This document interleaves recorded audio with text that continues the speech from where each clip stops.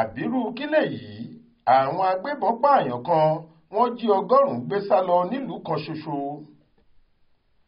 Títí di àkókò tá à ń kó ìròyìn yìí jọ lọ́wọ́ páropáro ní gbogbo inú ìlú kan tí wọ́n ń pè ní Mùtúnjí níjọba ìbílẹ̀ Maru nípínlẹ̀ Zamfara dá, àfi bí ẹni pé ogun wá kó gbogbo àwọn aráàlú náà lọ ni. Bẹ́ẹ̀ kò sóhun méjì tó fà á tí kò fi séèyàn kankan mọ́ láàrin ìlú náà ju pé wọn kò mọ ìgbà tàbí àkókò táwọn agbébọn kan tí ọ̀gbẹ́ni Dámínà ṣáájú wọn máa tó tún padà wá kógun jà wọ́n báyìí. Aláròyé gbọ́ pé àṣálẹ́ ọjọ́ Ẹtì Friday ọjọ́ 24 oṣù kọkànlá ọdún 2023 yìí ni ogunlọ́gọ̀ àwọn agbébọn kan tí wọ́n jẹ́ ọmọ ẹ̀yìn Dámínà yìí ya wọnú ìlú ọ̀hún wá láti wá gbowó tí wọ́n ní káwọn àgbẹ̀ inú ìlú náà máa san fáwọn kó tó di pé wọ́n máa gbà wọ́n láàyè láti lọ kó èrè oko wọn lọ́dún yìí. Mílíọ̀nù 100 náírà làwọn agbébọn ọ̀hún béèrè lọ́wọ́ àwọn àgbẹ̀ ìlú náà.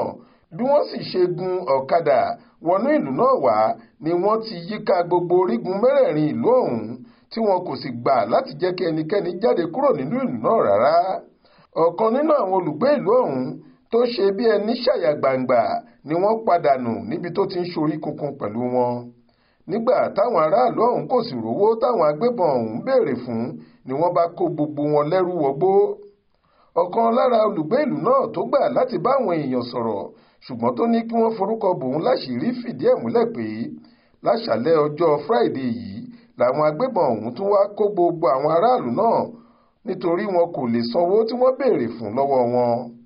Ó ní nǹkan bí ọ̀sẹ̀ mélòó kan sẹ́yìn ni wọ́n wá sínú ìlú wa tí wọ́n sì sọ pé àwọn kò ní jẹ́ kí aráàlú kankan lọ sínú oko láti lọ dá oko tàbí láti lọ kó èrè oko rẹ̀ wá sílé àfi táwọn bá gba mílíọ̀nù lọ́nà 100 náírà 120 million lọ́wọ́ àwọn àgbẹ̀ ìlú náà.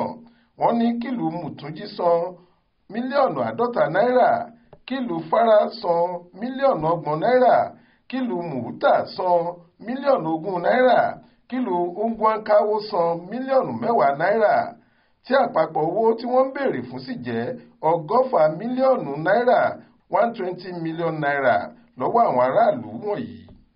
Apá wa kò ká wọn mọ́ rárá. Àìpẹ́ yìí làwọn aráàlú wá ṣẹ̀ṣẹ̀ gbé owó ńlá kan fún wọn kí wọ́n lè jẹ́ kárí mú mí, ṣùgbọ́n ohun tí wọ́n ń béèrè fún lọ́wọ́ wa báyìí ga ju ohun tá a lè fún wọn lọ.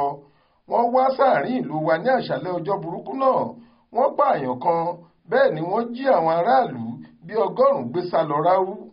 Kódà wọ́n jí dúkìá àwọn aráàlú kọ̀ọ̀kan lọ lákòókò tí wọ́n ń ṣiṣẹ́ láabi wọn. Alukoro iléeṣẹ́ ọlọ́pàá ìpínlẹ̀ Zamfara SP Yazid Abubakar ti fìdí ìṣẹ̀lẹ̀ náà múlẹ̀ fáwọn oníròyìn kan ní olú iléeṣẹ́ ọlọ́pàá. Ó ní lóòótọ́ níṣẹ̀lẹ̀ náà wáyé àti pé àwọn máa tó bẹ̀rẹ̀ iṣẹ́ lórí ọ̀rọ̀ ọ̀hún táwọn sì máa fọwọ́ òfin mú gbogbo àwọn tó bá lọ́wọ́ nínú ìwà láabi náà gẹ́gẹ́ bó ṣe wí. Adéwálé Adéoyè ló ṣàkójọ ìròyìn yìí fún iléeṣẹ́ tẹlifíṣàn Aláròyé online. Faith Adébọ́lá ló kà á sétí ìgbọ́ yín.